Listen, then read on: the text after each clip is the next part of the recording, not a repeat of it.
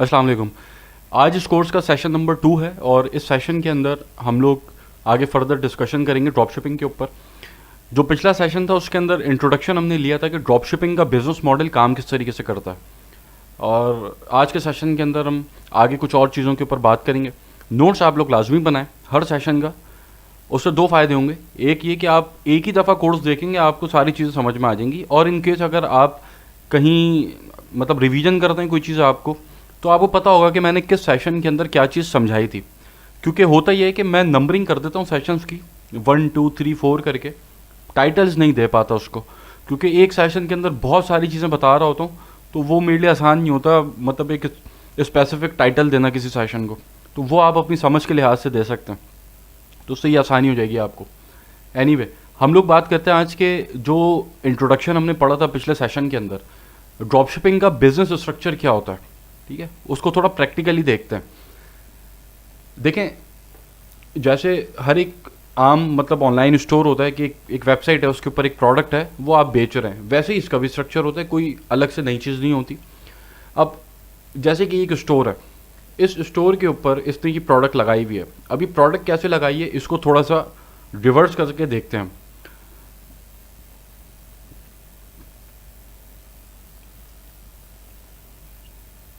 ये जो मैं स्टेप्स परफॉर्म कर रहा हूँ ये आगे भी जब हम प्रोडक्ट रिसर्च करेंगे तो आप लोगों में बताऊंगा, इसको अभी छोड़ दें।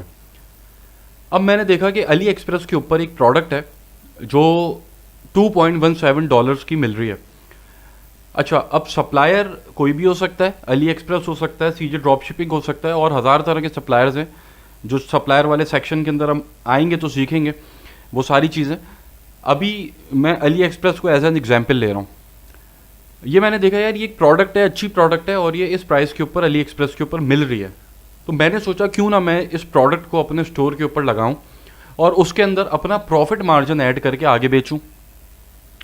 मैंने क्या किया, अली एक्सप्रेस से प्रोडक्ट उठाई और अपने स्टोर के ऊपर $16 की लगा दी। अब ये $16 की क्यों लगाई है, इसके पीछे कॉस्टिंग होती है, प्रोडक्ट कॉस्टिंग। वो प्रोडक्ट हंटिंग के ऊपर आएंगे तो सीखेंगे। अब मैंने इसके अंदर अपने एक्सपेंसेस ऐड किए, अपना प्रॉफिट मार्जिन ऐड किया और इसके ऊपर एड्स चला दिए, मार्केटिंग शुरू कर दी इसकी। अब जब मेरे स्टोर के ऊपर ट्रैफिक आया और किसी ने आकर ये मुझसे प्रोडक्ट खरीद ली, तो जब उसने मुझसे प्रोडक्ट खरीदी तो मैंने उसने ऑर्डर तो मेरे स्टोर पे किया है, तो मैंने सिंपली उसका ऑर्डर जाकर अपने सप्लायर को प्लेस कर दिया और सप्लायर ने मेरे कस्टमर को उस प्रोडक्ट को शिप कर दिया, और बीच में मैंने अपना प्रॉफिट मार्जिन रख लिया। ठीक है, ये हमने इंट्रोडक्शन पढ़ा था ड्रॉप शिपिंग का। स्ट्रक्चर इसका इस तरीके से काम कर रहा होता है। अब स्टोर जो होते हैं ड्रॉप शिपिंग के, वो कितनी तरह के होते हैं? मेनली दो तरह के स्टोर्स होते हैं, एक जनरल स्टोर होता है और एक नीश स्टोर होता है। दोनों के अपने फ़ायदे हैं और दोनों के अपने नुकसानात हैं। लेकिन मैं क्या रेकमेंड करता हूँ, मतलब जब आप ड्रॉप शिपिंग के अंदर आ रहे हैं तो आपने क्या करना है, मेरी रिकमेंडेशंस के अकॉर्डिंग जनरल स्टोर के ऊपर काम करना है। क्यों करना है, उसके रीजंस अभी हम समझ लेते हैं क्या है। सबसे पहले तो आपके पास खेलने के लिए ग्राउंड बहुत बड़ा होता है। जब आप एक जनरल स्टोर बनाते हैं, जैसे कि ये एक जनरल स्टोर है, ठीक है, ये एक जनरल स्टोर है और ये एक जनरल स्टोर है, ये एक नीच बेस्ड स्टोर है। ठीक है, ये स्टोर मैंने कैसे निकालें ये भी आगे हम सीखेंगे। तो जब आप किसी जनरल स्टोर के ऊपर काम कर रहे होते हैं तो खेलने के लिए आपके पास ग्राउंड बहुत बड़ा होता है। ठीक है, उसके ऊपर आप हज़ार तरह की प्रोडक्ट्स को टेस्ट कर सकते हैं। जबकि जब आप किसी नीच बेस्ड स्टोर के ऊपर काम कर रहे होते हैं तो आपके पास एक पर्टिकुलर नीश होती है जिसके अंदर आपने काम करना है, उससे बाहर आप जा नहीं सकते। अब सारा गेम ही प्रोडक्ट का है। ड्रॉप शिपिंग के अंदर एक प्रोडक्ट अगर आपको मिलेगी तो वो आपको बना भी देगी, वही आपको तबाह भी कर देगी। ठीक है, तो सारा गेम जो है वो प्रोडक्ट का है। तो जनरल स्टोर के अंदर सक्सेस रेट ज़्यादा इसीलिए होता है कि वहाँ पर आपके पास प्रोडक्ट सिलेक्शन के लिए ग्राउंड बहुत बड़ा होता है, आप बहुत सारी प्रोडक्ट्स उसके ऊपर टेस्ट कर सकते हैं। जबकि नीच स्टोर के ऊपर ऐसा नहीं है, आपको एक छोटे से ग्राउंड के अंदर खेलना है, उसी के अंदर आपने अच्छी प्रोडक्ट को निकालना है और उसको मार्केट करना है। ठीक है, तो यहाँ पर सक्सेस रेट थोड़ा सा कम होता है। अब आप तो नए हैं, बजट भी आपके पास कम है, तो आपने जनरल स्टोर की तरफ जाना है। नीच स्टोर की तरफ भी आप जा सकते हैं जब आपके पास एक्सपीरियंस आ जाए। एक्सपीरियंस गेन करने के बाद फिर तो कोई रूल आप पे इंप्लीमेंट होता ही नहीं है, फिर तो आप जो चाहें करें, एक्सपीरियंस होना चाहिए, वरना पैसा डूबने के चांसेस ज़्यादा होते हैं। दूसरी एक अहम बात कि जनरल स्टोर के अंदर कस्टमर की साइकोलॉजी इन्वॉल्व होती है। वो कैसे होती है, देखें, किसी भी बिजनेस को करने के लिए जो कंज्यूमर बिहेवियर है उसको समझना बहुत ज़रूरी है।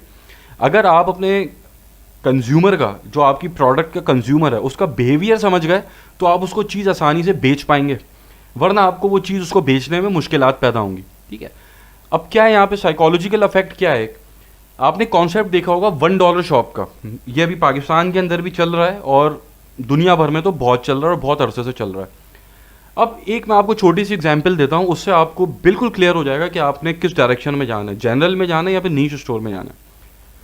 एक रोड के ऊपर एक बंदा जा रहा है, उसके सामने एक उसको दुकान नज़र आई जिसके ऊपर लिखा था $1 शॉप, और उसने उसको देखा और वो उस दुकान के अंदर चला गया। जब वो उस दुकान के अंदर जा रहा है तो उसके दिमाग के अंदर क्या चीज़ वो लेकर जा रहा है, ये मैं आपसे सवाल पूछ रहा हूँ। उसके दिमाग में कौन सी प्रोडक्ट है कि जो वो सोच कर अंदर जा रहा है मुझे लेनी है, ये मैं आपसे सवाल पूछ रहा हूँ। उसके दिमाग में कोई प्रोडक्ट नहीं है। उसने क्या देखा है? उसने देखा है $1 शॉप है, अफोर्डेबल है, सस्ती है, पहली चीज़। दूसरी चीज़, उसने क्या चीज़ महसूस की कि यार ये इसके अंदर बहुत सारे आइटम्स होंगे। ठीक है।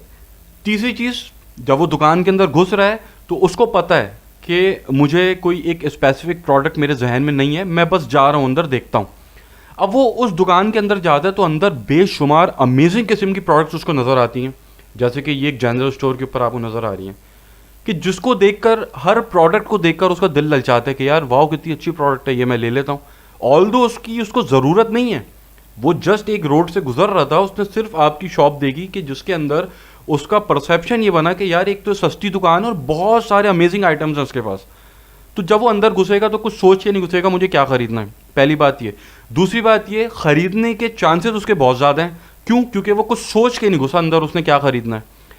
जब वो कुछ सोच के नहीं घुसा कि उसने आपके स्टोर के अंदर से क्या खरीदना है, तो इस चीज़ के चांसेस ज़्यादा हैं कि अल्टीमेटली वो कुछ ना कुछ खरीद कर बाहर निकलेगा। अब एक प्रोडक्ट सिलेक्शन क्राइटेरिया होता है पूरा, जिसके ऊपर आपकी प्रोडक्ट उतरती है तो आप वो अपने स्टोर के ऊपर लगाते हैं। वो प्रोडक्ट हंटिंग में हम सीखेंगे। अब इसी के बरअक्स आप एक नीश स्टोर की एग्जांपल ले लें। एक बंदा रोड से गुजर रहा, सामने उसके एक नीश स्टोर आ गया, जैसे फॉर एग्जांपल ये पेट शॉप आ गई। अब वो उस पेट शॉप के अंदर सबसे पहले तो घुसेगा नहीं जब तक उसको वहाँ जो आइटम पड़े उसकी ज़रूरत नहीं होगी, पहली पॉइंट ये। दूसरा पॉइंट ये, अगर वो उस शॉप के अंदर घुस रहा है तो उस शॉप के अंदर वो अपने दिमाग के अंदर एक प्रोडक्ट लेकर घुस रहा है कि हाँ यार मुझे इस प्रोडक्ट की ज़रूरत है, अंदर जाएगा तो ही वो उसको बाय करेगा। तो यहाँ पर प्रोडक्ट खरीदने की प्रोबेबिलिटी कम है। जब तक उसको ज़रूरत नहीं है वो नहीं खरीदेगा, या हो सकता है वो आपकी दुकान के अंदर आए भी नहीं। अब यहाँ पर दो बातें हो गई। पहली बात तो ये होगी कि कस्टमर एक्वायरिंग कॉस्ट आपकी महंगी पड़ेगी आपको नीश स्टोर के ऊपर।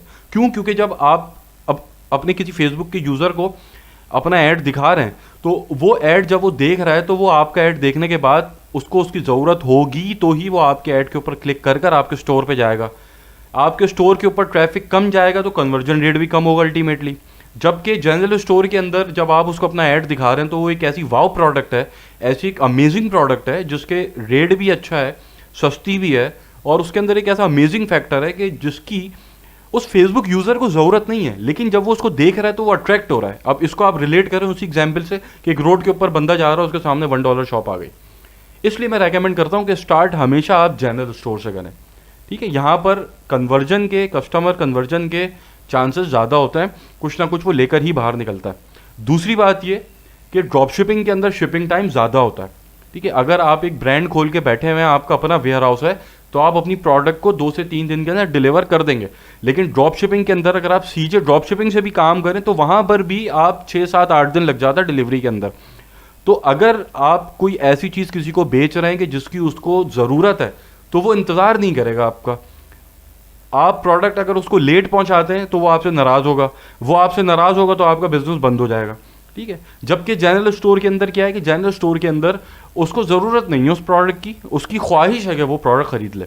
तो यहाँ पर कस्टमर की नाराज़गी के चांसेस भी कम है और आपसे जो आपकी सेल्स हैं उसके चांसेस भी ज़्यादा हैं कि वो आपसे कुछ ना कुछ लेकर बाहर निकलेगा। इसलिए मैं रेकमेंड करता हूँ कि आपने जनरल स्टोर की तरफ जाना है। तीसरी चीज़, जनरल स्टोर आप ब्रांड नहीं बना सकते। ठीक है, ब्रांडेबल नहीं होते ये। नीश स्टोर आप ब्रांड बना सकते हैं। ठीक, वैसे अगर देखा जाए तो पाकिस्तान के अंदर आप बैठ के अगर काम कर रहे हैं तो आपके लिए नीश स्टोर और जनरल स्टोर दोनों ही बराबर हैं।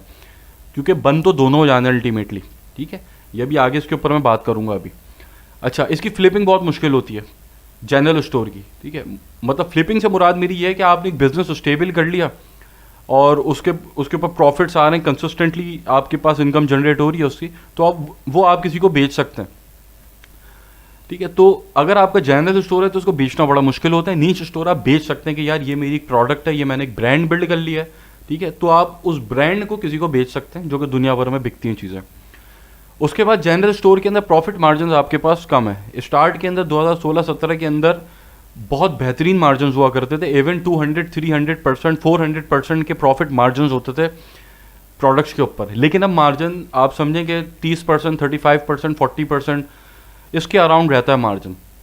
तो यहाँ पे मार्जिन कम होता है, लेकिन अगर आप किसी नीच स्टोर पे काम कर रहे हैं तो वहाँ पर आप मार्जिन के साथ खेल सकते हैं, क्योंकि वहाँ पर अल्टीमेट गोल आपका ब्रांड बनाना है और ब्रांड की अपनी मर्जी होती है वो अपनी प्रोडक्ट किस रेट के ऊपर बेच रहा, ठीक है। उसके बाद रेकरिंग कस्टमर आपके जनरल स्टोर पे नहीं होता है। मतलब एक अगर आप किसी बंदे को ले आए अपनी वेबसाइट पे घेर के फेसबुक से, तो उसको कोई चीज़ पसंद आएगी वो लेके बाहर निकल जाएगा, दोबारा सोचेगा नहीं हाँ यार वहाँ पे मैं जाता हूँ, क्योंकि उसकी ज़रूरत नहीं थी, उसको जो चीज़ अच्छी लगी वो ले गया। नीच बेस्ड स्टोर के अंदर रेकरिंग कस्टमर्स होते हैं। वहाँ पर आपने अगर किसी कस्टमर को एक्वायर किया है तो दोबारा जब उसको ज़रूरत, अगर वो आपसे खुश है तो दोबारा जब उसको ज़रूरत होगी तो वो आपके पास ही आएगा कि यार मैं इसी से ले लेता हूँ, क्योंकि पहले भी मैं इससे बाय कर चुका हूँ, अगर वो आपसे खुश है। और आखिरी पॉइंट इसके अंदर ही कि जनरल स्टोर के अंदर स्केल करना बहुत आसान होता है प्रोडक्ट को, जबकि नीच स्टोर के अंदर स्केल करना मुश्किल होता है, क्योंकि वैसे ही आपके पास प्रोडक्ट के साथ खेलने का ग्राउंड कम है। अब प्रोडक्ट के साथ खेलने का ग्राउंड कम है, मतलब आपके पास इतने ज़्यादा रिसोर्सेज नहीं है प्रोडक्ट सिलेक्शन के, तो फिर सप्लायर के साथ भी मसले होंगे। और स्केलिंग के अंदर सबसे बड़ा मसला वो सप्लायर का ही आता है। आप अपने एड्स को भी स्केल कर ही लेते हैं किसी ना किसी तरह, लेकिन सप्लायर के ऊपर अगर आगे बात अटक गई तो वो तो फिर आपका फिर समझो नो वे आउट, कोई रास्ता ही नहीं है फिर तो। जनरल स्टोर के अंदर ये कि स्केलेबिलिटी आसानी से हो जाती है। तो ओवरऑल मैं रेकमेंड करता हूँ कि अगर आप ड्रॉप शिपिंग करने जा रहे हैं अभी तो जनरल स्टोर से स्टार्ट करें, यहाँ पर आपके सक्सेस रेट ज़्यादा है बनिस्बत इसके कि आप नीच स्टोर के ऊपर काम करें। अब आप क्या एक्सपेक्ट कर सकते हैं, अभी आप स्टार्ट करने लगे हैं बिजनेस अगर ड्रॉप शिपिंग का, तो आप ड्रॉप शिपिंग से क्या एक्सपेक्ट कर सकते हैं। देखिए, सबसे पहले तो आपने जो चीज़ें नहीं करनी वो मैं बता देता हूँ। आपने सबसे पहले ड्रॉप शिपिंग से मंथली इनकम एक्सपेक्ट नहीं करती, ठीक है। अब इसको मैं थोड़ा समझा देता हूँ ये मैं क्या बात करता हूँ। देखिए, ड्रॉप शिपिंग के अंदर भी आप दो मॉडल पे काम करते हैं। एक मॉडल ये होता है कि जिसकी लोगों को ज़रूरत नहीं है उन प्रोडक्ट्स के ऊपर आप काम कर रहे हैं। एक मॉडल ये होता है जिनकी लोगों को ज़रूरत है, जैसे कि ये डेली यूज़ की प्रोडक्ट्स होती हैं, इसके ऊपर आप मंथली इनकम एक्सपेक्ट कर सकते हैं। इसका बिल्कुल सेपरेट सेशन है, इसका ताल्लुक इससे मत रखिएगा अभी। इसको भी आप ड्रॉप शिप करते हैं और इसके ऊपर आपकी इनकम, इसके अंदर रिस्क फैक्टर भी कम होता है। कंसिस्टेंटली आप एक इनकम बना सकते हैं, स्टोर की लाइफ ज़्यादा होती है और ऐसा नहीं है कि 4-5-6 महीने में आपका स्टोर बंद हो जाएगा, उसकी लाइफ ज़्यादा होती है और एक इनकम आपकी 1000, 1200, 1300 डॉलर, 1500 डॉलर आप महीने का बना सकते हैं। इससे ज़्यादा आप जा नहीं सकते ऊपर। इसके पीछे बिल्कुल अलग टेक्निक्स हैं, बिल्कुल अलग स्ट्रैटेजीज़ हैं। वो सारी बातें हम आखिर में डिस्कस करेंगे, सबसे आखिर के अंदर जब हम इसको कवर कर लेंगे ड्रॉप शिपिंग को। तो पहली चीज़ पर आ जाते हैं जो अभी हम डिस्कस कर रहे हैं, जो वाव प्रोडक्ट्स हैं। मतलब आपने ड्रॉप शिपिंग उन प्रोडक्ट्स पे करनी की जिसकी किसी को ज़रूरत नहीं है, ठीक है। तो अब यहाँ पर आप क्या एक्सपेक्ट कर सकते हैं, यहाँ पर आपने मंथली इनकम एक्सपेक्ट नहीं करनी। ये मैं आपको शुरू से बोलता आ रहा हूँ, अपॉर्चुनिस्टिक बिजनेस मॉडल है, इसमें छक्का लगता है। इसके अंदर आपका अल्टीमेट गोल स्टोर को स्केल करना है। पैसा आपका तभी बनेगा जब आप स्टोर को स्केल करेंगे। अगर आप इससे 10, 12, 13, 15 ऑर्डर्स ले रहे हैं डेली के, तो उससे आप कुछ कमा नहीं सकेंगे, क्योंकि आपने मुसलसल एड्स के ऊपर अपने स्पेंडिंग करनी होगी, कैश फ्लो को अपने मैनेज करना होगा। चले अगर आप अपना मैनेज कर भी लेते हैं कैश फ्लो, तो ऐड की स्पेंडिंग कम ज़्यादा होती है, वो आपको परेशान करती है। वो जब इसके ऊपर हम आएंगे फेसबुक एड्स के ऊपर, तो उसके अंदर इन डेप्थ हर चीज़ मैं बताऊंगा। तो एक्सपेक्ट आप यही करें कि ये जो मैं काम करने लग रहा हूँ, मेरे पास ये पैसा पड़ा हुआ था $1000 जो बैंक में मेरे पड़ा सड़ रहा था, उससे मैं एक रिस्क लेने जा रहा हूँ जो अगर अल्लाह ने मेरा हाथ पकड़ा, मेरी प्रोडक्ट चल गई तो वो मुझे बना देगी, वरना पैसा मेरा डूब जाएगा मार्केटिंग के ऊपर। एक्सपेक्टेशन अपनी ये रखिएगा, ठीक है।